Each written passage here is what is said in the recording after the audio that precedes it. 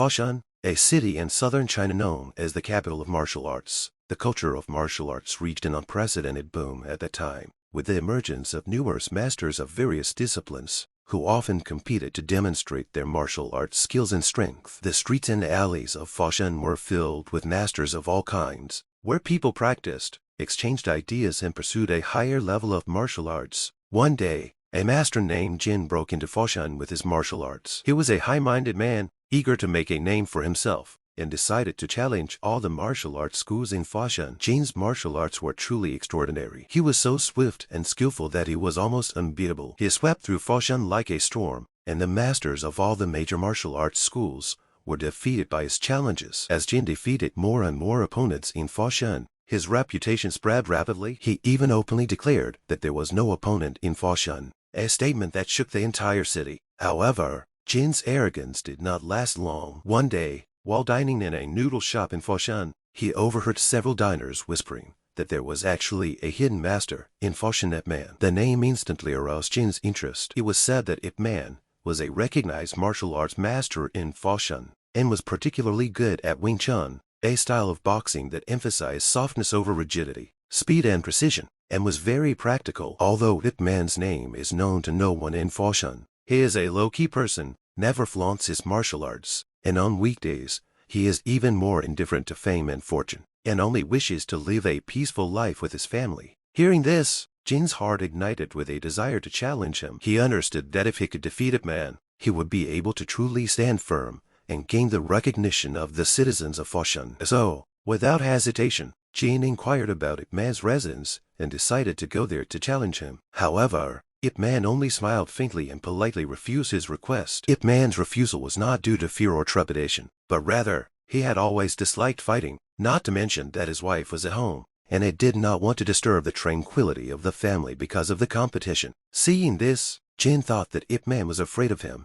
and started to provoke him verbally, and even kept insulting Ip Man's martial arts skills. Ip Man remained calm and unperturbed and continued to refuse. Seeing this scene and feeling that her husband was being insulted, his wife urged Ip Man to fight back, but urged him to be careful and not to break the furniture in the house. Ip Man finally agrees to Jin's challenge, but on the condition that the bout will only be in the living room, and that he will not destroy the contents of the room. Jin is unimpressed by this, and thinks it's redundant to worry about such details in a match. When the match began, Jin was the first to attack, and his moves were harsh and swift, with a lot of force. However, Ip Man was able to neutralize each of Jin's attacks with a light touch, and his movements were smooth and clean. Jin gradually felt overwhelmed. His every move and every style was seen through by Ip Man, as if all his attacks were ineffective in front of Ip Man. Eventually, after a few rounds, Ip Man easily defeated Kim with his unique Wing Chun techniques. Jin was so ashamed of his defeat that he left Foshan in anger. The bout not only made Jin realize his inadequacy, but also made the citizens of Foshan admire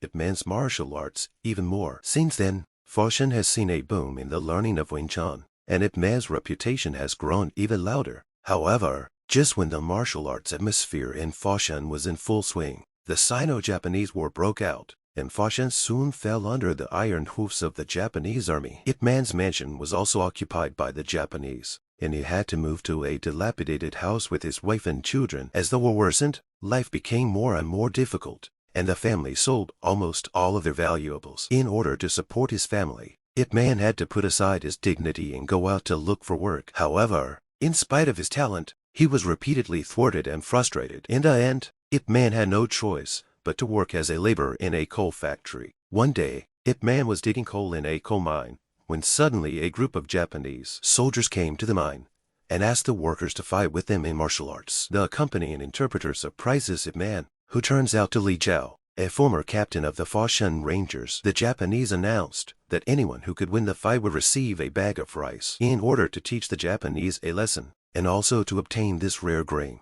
Ip Man's best friend Wu and several other workers volunteered to sign up for the competition. When the competition begins, Wu and the others fight the Japanese with all their might, but they are eventually defeated by the Japanese master, Sanpo. Wu's real purpose for entering the competition was not for the bag of rice, but to teach the Japanese a hard lesson and defend the dignity of the country. However, sadly, Wu was brutally murdered by Sanpo in the ring. The next day, the Japanese army came to the coal mine again to select workers for the competition. When Ip Man learns that Wu has not returned, he becomes suspicious and suspects that something bad has happened to him. In order to find out the truth, Ip Man traveled to the fight arena himself. Once there, Ip Man witnesses the gruesome scene where Master Liao, unable to defeat the 3 Japanese soldiers, requests to withdraw from the match, only to be mercilessly shot by the Japanese officer Swatong. Anger and sadness filled Ip Man's chest. He could no longer tolerate the atrocities of the Japanese army and resolutely decided to join the fight. Ip Man stood in the ring, facing the Japanese army, and he loudly proclaimed,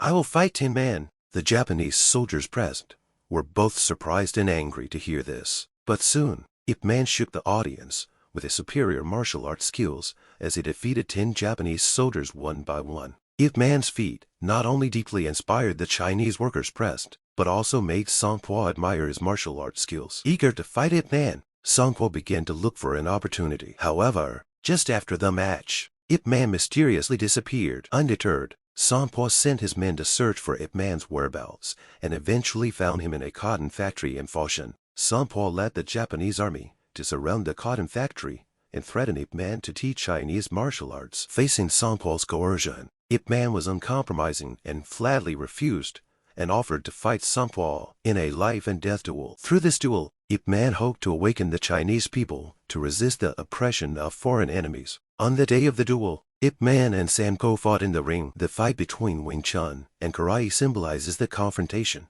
between the martial arts of China and Japan. Ip Man showed unrivaled strength in the fight. His every move was full of power and intelligence, and eventually managed to defeat Song Po, knocking him to the ground. However, just as the crowd was cheering and celebrating, Zotin suddenly raised his gun and shot at Ip Man. Fortunately, Li Jiao fought his way up at the critical moment, and the bullet only hit Ip Man's shoulder. The crowd witnessed this and became furious, rushing towards the Japanese soldiers, and the scene was thrown into chaos. With the help of the crowd, Ip Man managed to escape and eventually fled Foshan with his family and moved to Hong Kong to continue his martial arts career. This story demonstrates Ip Man's courage and determination in the face of national crisis, and also highlights the infinite charm and spiritual power of Chinese martial arts.